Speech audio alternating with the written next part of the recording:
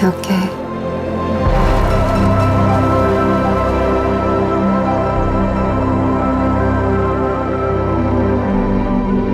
어이, 프리티 보이, 프리티 보이. I'm not pretty. I'm good looking. 혹시 미나리 좋아하시나요? 미나리는 특유의 향을 가지고 있어 그 향을 좋아하는 사람들은 생으로 먹기도 하고 주로 나물로 무쳐서 먹거나 생선 등을 이용한 탕과 국 요리의 비린내를 제거하는 데 많이 사용되기도 합니다. 또 미나리는 벌레와 질병 저항력이 강하고 생명력이 끈질기며 물을 정화할 수 있기 때문에 예전에는 지금의 하수 처리전과 같은 역할을 하기도 했죠. 어디서든 잘 자라며 부자든 가난한 사람이든 누구든지 와서 뜯어먹을 수 있는 미나리. 1970년대 후반에서 1980년대 초반 한국을 떠나 미국으로 이민 간 사람들은 그야말로 커다란 아메리칸 드림을 품고 있었습니다. 하지만 낯선 외지인이 타국에서 성공한다는 것은 그렇게 말처럼 쉬운 일만은 아니었죠. 끈질긴 미나리의 생명력처럼 그들도 어떻게든 살아남아야만 했을 겁니다. 힘들고 어려운 상황 속에서도 희망의 끈을 놓지 않고 어떻게든 살아남아 미나리와 같은 특별한 향기를 풍기기 위해 노력했던 그 시절 한 가족의 모습을 담은 영화, 바로 오늘 소개해드릴 미나리입니다. 미국 서부 캘리포니아주에 살며 함께 병아리의 암수를 감별하는 일을 하던 제이콥과 모니카 부부는 커다란 농장을 일구겠다는 부푼 꿈을 안고 차로 28시간이나 되는 거리를 달려 앵거와 데이빗 두 아이와 함께 미국 남부의 아칸소주에 도착합니다. 도착한 곳에는 넓은 공터 위에 바퀴 달린 컨테이너 집 한 채가 덩그러니 세워져 있었는데요. 새로운 꿈에 들떠 직진하는 제이콥과 달리 아이들과 함께 헤쳐나가야 할 미래가 신명하기만 한 모니카. 아이들에게 아버지가 무언가 성공하는 모습을 보여줘야 하지 않겠냐는 제이콥의 의지와 꿈을 이루는 것보다는 현실을 생각하며 가족이 함께 살아가는 것이 더 중요하지 않느냐는 모니카의 의지가 서로 상충하는 가운데 아직 어린 아이들을 위해 한국에서 혼자 살고 있던 모니카의 엄마 순자가 고춧가루, 멸치 등 바리바리 한 짐을 싸들고 가족들이 살고 있는 아칸소로 날아오게 되는데, 과연 순자와 가족들은 바라던 꿈을 이루고 미나리와 같은 특별한 향기를 풍겨낼 수 있을까요? 한국인들이 본격적으로 미국에 이민을 가게 된 것은 1965년 미국의 이민법이 바뀌고 나서부터인데요. 이때의 법 개정으로 이전에 일부 제한되었던 아시아인들의 이민이 허용되고 이민에 있어 인종, 성, 국적 등에 의한 차별이 금지되면서 많은 한국인들이 부푼 꿈을 안고 조국을 떠나 미국으로 향하게 되었죠. 하지만 막상 마주친 현실은 품고 있던 이상과는 다른 모습들이었을 겁니다. 영어도 제대로 하지 못하고 피부색도 다른 아시아인이 할 수 있는 일이라고는 식당에서 접시를 닦거나 건물의 청소를 하거나 영화 속에 나온 제이콥과 모니카 처럼 농장이나 공장에서 일을 하는 게 전부였겠죠. 제이콥은 그렇게 평생을 병아리 똥구멍만 바라보며 살아가는 삶을 견딜 수 없었던 것 같습니다. 그래서 시골 출신인 자신의 능력을 살려 직접 농장을 일구어 보겠다는 꿈을 가지게 된 것이겠죠. 하지만 모니카는 빚을 지면서까지 무리하게 농장을 만들겠다는 제이콥의 모습이 이기적으로 느껴졌을지도 모르겠습니다. 아들인 데이빗의 심장이 좋지 않아 언제 쓰러질지 모르는 상황에서 차로 1시간 거리의 병원이 있는 시골에서 살아간다는 것이 불안하기도 했을 테고요. 결국 이 갈등은 가족과 농장 중 제이콥의 선택을 강요하는 모니카의 요구로까지 이어지게 되는데요. 두 사람의 현실적인 고민들이 모두 이해되어 가슴 아픈 장면이었던 것 같습니다.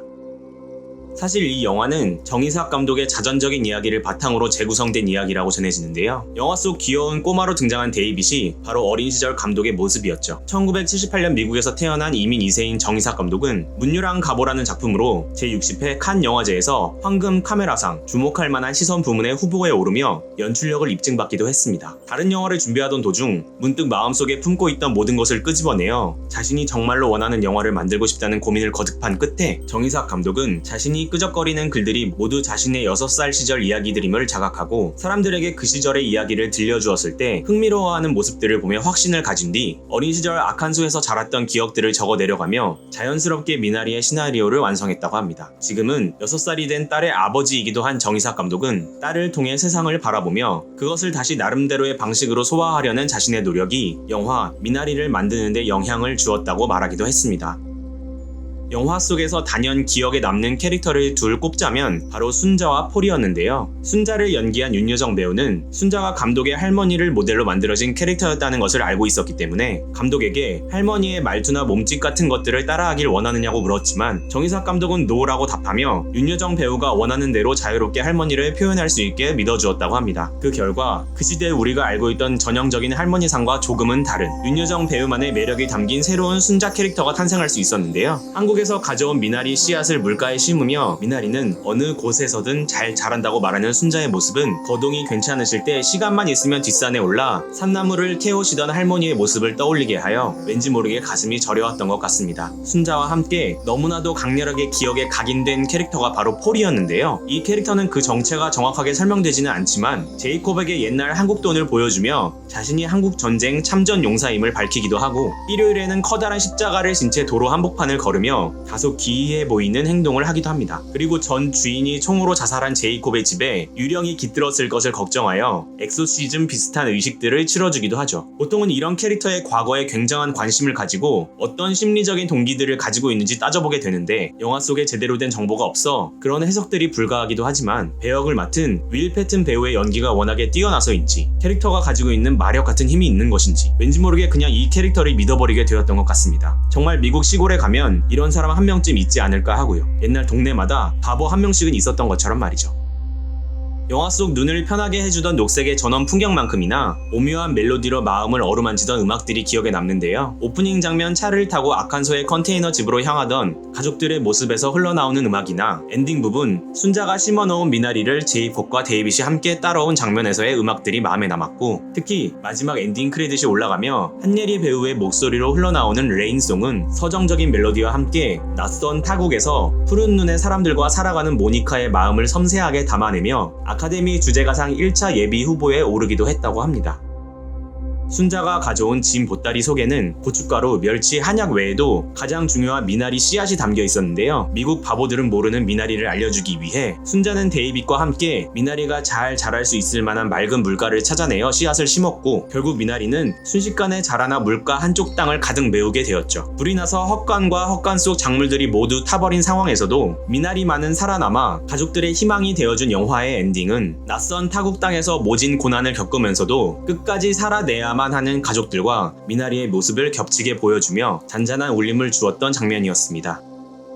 전반적으로는 가족의 의미에 대해 다시 한번 생각하게 하며 담담하지만 묵직하게 마음을 울리는 힘이 있는 좋은 영화라고 생각하지만 디테일한 면을 하나하나 따져보자면 조금은 아쉬움이 남는 부분들도 있었는데요. 그 중에서 몇 가지 짚어보자면 우선은 순자가 자고 일어나서 뇌졸중에 걸리는 장면이 개인적으로는 조금 뜬금없게 느껴졌습니다. 오줌이라는 복선을 미리 깔아두기는 했지만 순자에게서 나타나는 징후 자체는 아무것도 없었기 때문에 클리셰일지라도 순자에게서 뇌졸중 전조 증상 같은 것을 보여주었다면 조금 더 부드럽게 이야기가 흐를 수 있지 않았을까 하는 아쉬움이 남았고 특히 후반부에 가족이 함께 도시에 와서 데이빗을 위해 병원에 갔다가 다시 제이콥의 계약을 위해 들렀던 한국 식료품점 앞에서 더 이상 참지 못하고 제이콥과 싸우는 모니카의 감정선은 정말이지 더 이상은 견딜 수 없다는 듯 너무나도 확고한 표정과 눈빛으로 제이콥에게 자신의 의사를 확실하게 전달하고 있어서 그 자리에서 아이들을 차에 둔 채 모니카가 잠시 사라진다 해도 이해할 수 있을 정도의 감정이라고 생각했는데 갑작스럽게 그 상태에서 감정이 멈추고 차로 돌아가 집으로 향하는 전개가 이어져 개인적으로는 조금 이상하다는 생각이 들었던 것 같습니다. 그리고 화재가 벌어진 이후에도 그동안 쏟아부었던 공 때문에 화를 내는 제이콥의 장면이 이어질 줄 알았는데 조금은 흐지부지하게 그 부분을 건너뛰고 다시 새롭게 농장을 일구기 위한 시작으로 넘어가 버려서 후반부는 마치 기억 속의 이야기처럼 영화의 서사가 진행되었다는 인상을 받았습니다. 아마도 20억이라는 적은 제작비와 25회차라는 제한된 촬영 기간의 현실적인 문제들이 완벽한 디테일을 잡아내지 못한 이유가 아니었을까 개인적으로 추측해봅니다. 하지만 그런 문제들을 거의 보이지 않게 할 정도로 전체적인 영화의 무게중심이 잘 잡힌 채로 이민자로서의 어려움과 가족의 의미에 대한 알맹이를 잘 간직하고 있었기 때문에 현재 영화 미나리가 수많은 상을 받으며 승승장구하고 있는 것이 아닐까 생각해봅니다.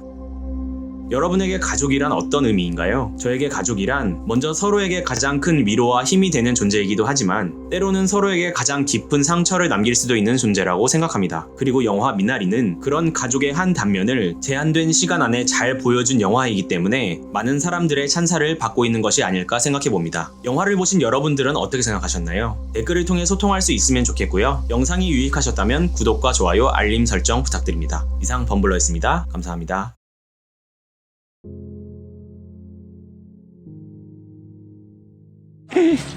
엄청 폈네 할머니.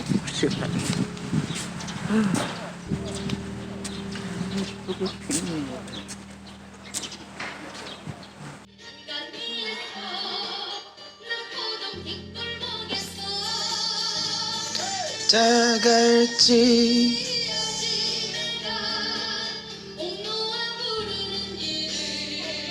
지금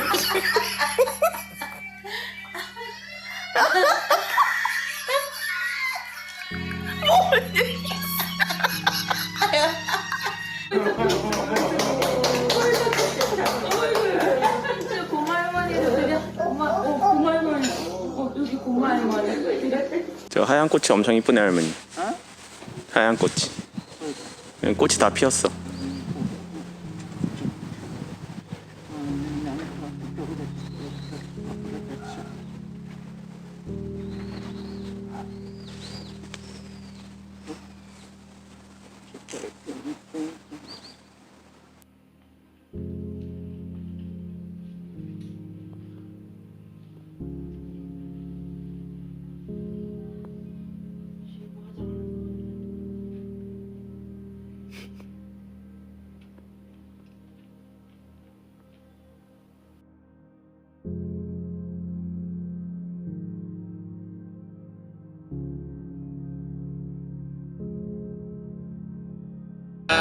생신 축하합니다.